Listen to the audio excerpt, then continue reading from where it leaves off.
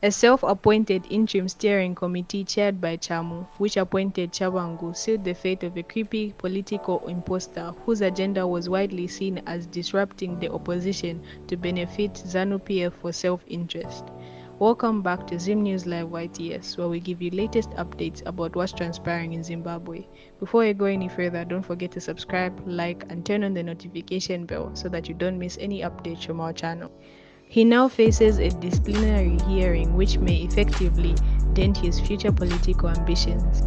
The Ccc Interim Standing Committee sat on February 21st amid great concern about the appointed Ccc Interim Secretary General Tshabangu for not attending our meetings on several occasions despite invitations being sent to him, and further went on to submit a Bulawayo Senate and Proportional Representation Replacement List to Zimbabwe Electoral Commission that was not agreed upon by the Standing Committee in our last meeting.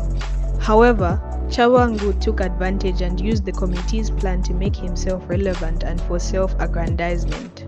Tshabangu, who failed to articulate his political agenda coherently and convincingly and has struggled to win public support, was appointed by the interim committee to spearhead recalls of MPs, senators, councillors and mayors arbitrarily in a bitter reaction against internal problems, including imposition of candidates and exclusion.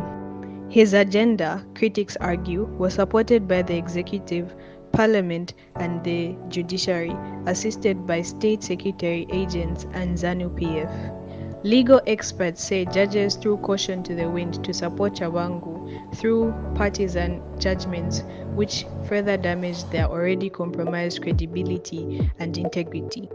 This is the battle between Tshabangu and his colleagues, as it has reached the maximum peak, and now they want to sue him. Tell us what you think in the comment section down below, and don't forget to subscribe, like, and also turn on the notification bell so that you don't miss any updates from our channel.